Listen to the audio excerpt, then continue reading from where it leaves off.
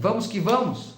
Estamos no 8º dia da nossa campanha de 40. Está só no começo ainda, né? Está só no começo ainda. Que Deus abençoe você, sua casa e a sua família. Em 1 Pedro 2,9, nós vamos entrar agora num período sobre aprendendo a orar.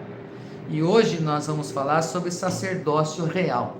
Em 1 Pedro 2,9, o Pedro escreve assim: vocês, porém, são geração eleita, sacerdócio real, nação santa, povo exclusivo de Deus, para anunciar as virtudes ou as grandezas daquele que o chamou das trevas para a sua maravilhosa luz. Olha só que versículo poderoso, hein? Primeiro, deu duas coisas aí. Primeiro, que Deus nos transportou, né? Ele nos mudou de lugar, né? E ele nos chamou das trevas, onde nós estávamos, na nossa condição anterior, e nos chamou então para a sua maravilhosa luz. Essa é a primeira coisa maravilhosa. A segunda é que ele fez de nós sacerdócio real. Então é uma identidade, uma das facetas da identidade de um cristão, de uma pessoa que foi transformada pela fé em Cristo Jesus, é que agora ele tem essa identidade de ser um sacerdote. O que é o sacerdote? É aquele que coloca sacerdote é aquele que coloca as causas dos homens, das pessoas, diante de Deus. É aquele que leva as necessidades até Deus, leva as causas diante de Deus. Então, é um papel poderoso aí do sacerdote. Esse ofício está sobre nós e nós o desenvolvemos com alegria, como algo honroso que Deus nos deu. Ele nos incumbiu desse exercício, que não acontece uma vez por ano, mas acontece constantemente.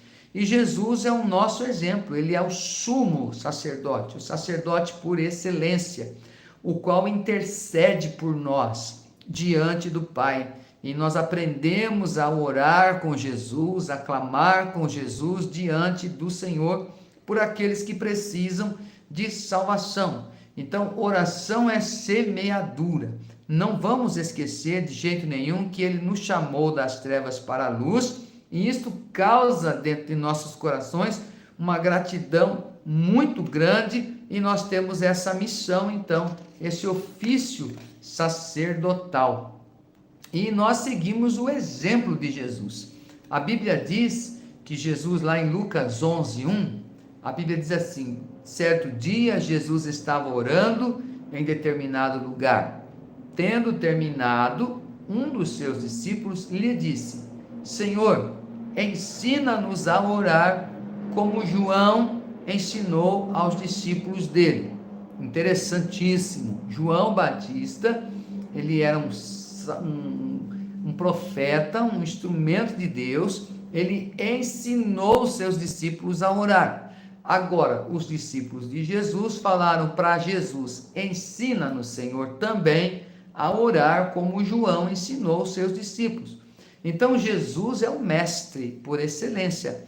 Ele ensinou com palavras, ensinos, né, de vida e poder, e viveu o que ensinou na sua vida. Jesus não apenas ensinou, mas ele tinha uma vida de oração.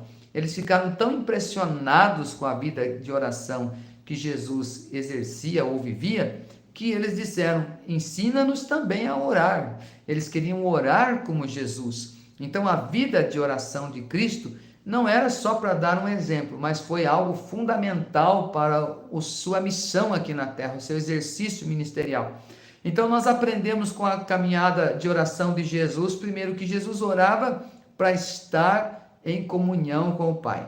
Ele precisava disso. A oração é uma necessidade que a gente tem de estar em comunhão com o Pai. Quando nós estamos em oração, estamos em comunhão com Deus. Desligamos tudo aqui na terra, tudo que nos preocupa, nos traz ansiedade, e nos conectamos com o coração de Deus. É uma necessidade. Mas outra coisa que a gente vê em Jesus é que ele ansiava por esta comunhão. Ele tinha, não era só por necessidade, mas era por prazer. Jesus tinha prazer em orar, em estar em oração com o Pai, em comunhão com o Pai. Ele nos deu a oração para que estivéssemos perto dele, desenvolvendo intimidade com o Pai. E nós recebemos a presença maravilhosa do Pai, vida, refrigério e restauração. Outra coisa, Jesus ele orava para tomar decisões importantes. A Bíblia diz que antes de ele escolher os 12 discípulos, que ele preparou para ficar no lugar dele, para assumir a liderança no lugar dele, ele fez uma vigília de oração. Então nós podemos seguir esse exemplo de Jesus e ter Jesus como modelo para a nossa vida. Busque a Deus para ter sabedoria na tomada de decisões. Muitas pessoas vão decidindo e depois que dá ruim, pede para Deus abençoar, pede para Deus socorrer, pede para Deus curar. Bom, se já aconteceu, já foi. Vamos pedir para Deus nos ajudar agora. Mas o correto é nós orarmos antes, para nós tomarmos decisões sábias. E Jesus também orava em tempos angustiosos, tempos difíceis, buscando a força do Pai. Foi isso que ele fez lá no Getsêmani, né? Quando ele orou ali poucas horas antes da sua morte, ele foi buscar o Pai, chamou os discípulos para estar com ele, mas os discípulos dormiram. Aí Jesus repreende dizendo, vocês não conseguem orar, não puderam vigiar comigo nem por 1 hora. Ou seja, Jesus, ele via a necessidade de estar em comunhão com o Pai, mas também ansiava por isso, tanto que ele levantava de madrugada, muitas vezes, ele buscava lugares a sós com Deus, para orar a Deus, para falar e ter comunhão com o Pai. Então o Senhor nesses dias está nos chamando para estarmos com Ele, vigiar com Ele, para buscar a presença do Pai em todo o tempo, nos bons e nos maus momentos. Quando que a gente ora, pastor? Paulo fala assim, ore sem parar, sem cessar. Nós devemos ter uma vida de oração. Então a nossa jornada de oração, nessa jornada de oração, Deus deseja ter mais comunhão comigo e com você. Busque ao Senhor, Ele quer ajudar você, lhe dar sabedoria, para que você tome decisões sábias, para que você tenha uma vida mais abençoada ainda. Ele deseja que você se identifique com as suas causas, com as causas dele. Vigie em oração. Você vai vigiar o tempo necessário por aquilo que toca o coração de Deus. O que mais toca o coração de Deus? São os perdidos, são as pessoas que estão condenadas devido ao pecado, que carregam consigo. Então, quando a gente passa a orar pelas pessoas, nós estamos vigiando o tempo necessário ou em oração para aquilo que mais toca o coração de Deus. A Bíblia diz que Deus amou, Jesus falou que Deus amou o mundo de tal maneira que deu o seu Filho unigênito. Jesus morreu lá na cruz para que as pessoas pelas quais nós oramos, vocês amigos aí dos seus 7 nomes aí, né? Jesus morreu por todos, pastor, por todos, mas nós estamos focados nessas 7 pessoas aqui, que estamos orando aqui no papelzinho, né? Estamos orando aqui, nós estamos orando por elas, porque Jesus morreu para que elas sejam salvas, resgatadas e tenham um destino eterno no céu. Então não desanime, ore todo dia, ore mais, ore profundamente, como eu falei outro dia, não sei se falei aqui também na live, que a gente deve orar como se, semana que vem a gente vai morrer, então vamos orar com intensidade, vamos orar com autenticidade, com legitimidade, vamos derramar o nosso coração diante de Deus, não vamos fazer vãs repetições, não, nós vamos chorar pelos perdidos, vamos clamar para que eles sejam tocados pelo amor de Deus, que é Jesus Cristo. Então, meu querido, nós vamos permanecer na presença de Deus por aqueles que precisam do Senhor Jesus Cristo. Isto é intercessão, isto é um ministério sacerdotal. Às vezes algumas pessoas falam assim, eu não sei qual que é o meu ministério no corpo de Cristo. Seja qual for o seu ministério no corpo de Cristo, ele tem que ser regado com muita oração, com muita entrega, com muita sinceridade diante de Deus, com muita paixão pelas almas e pelos perdidos. Se você vai ser um músico, se você vai ser um diácono, se você vai ser um intercessor, claro, o intercessor já está falando da oração mesmo, né? Mas se você vai atuar numa peça teatral ou num ministério teatral, se você vai ser um evangelista, ou um pastor, ou um profeta, ou um apóstolo, ou um mestre, de qualquer maneira, esse ministério precisa de muita oração. Jesus, ele orou muito, Jesus orou bastante. Para ter um ministério frutífero, nós precisamos orar bastante. Então é isso, vamos orar agora então. Deus abençoe a pastora Benedita, a Sueli, a Shirley, né? A Elinalva, quem mais? O Bem-vindo, a Ana Lu, todos vocês conectados, a Rose. Eu vou pedir depois para você compartilhar o link no seu status aí do WhatsApp, né? Para você me ajudar a divulgar as lives, né? Deus abençoe a Fátima Maria, a Débora, a Lucas, a Deusa, o Vitor, todos vocês conectados comigo aqui. Hoje eu não pedi versículo, né? Então vamos orar agora mesmo. A Ivonete, a Silvana, a Raquel, todos vocês. Pai, obrigado por este dia. Nós ansiamos por este momento, porque nós estamos jejuando, Senhor, em nome de Jesus, para nós estarmos mais sensíveis à Tua voz. Nós estamos desligando-nos de outras coisas para nos conectarmos melhor com o Senhor. Se antes a conexão era discada, agora é banda larga, porque nós estamos recebendo mais do Senhor e buscando mais do Senhor. Nós temos necessidade da Tua presença e nós desejamos, ansiamos pela Tua presença, como o salmista fala, como o soldado guarda, o vigilante noturno espera logo amanhecer para ir para casa, ele ansia, e tem essa ansiedade para ir para casa, assim também a nossa alma anseia por Ti, para estarmos diante do Senhor. Obrigado, Pai, porque na Tua presença há abundância de alegria, porque na Tua presença em oração o Senhor conforta o nosso coração, o Senhor nos dá direção, o Senhor sussurra promessas nos nossos ouvidos, o Senhor traz, ó Deus querido, para nós momento de nós desabafarmos, nós podemos desabafar, confiar e descansar em Ti. Ó Deus, levanta-nos como sacerdócio mesmo. Ó Deus querido, a nossa igreja pode ter, ó Deus, pode não ter tantas coisas, mas nós queremos ter uma vida de oração, porque nós sabemos, ó Pai, que essa intimidade com o Senhor vai gerar frutos.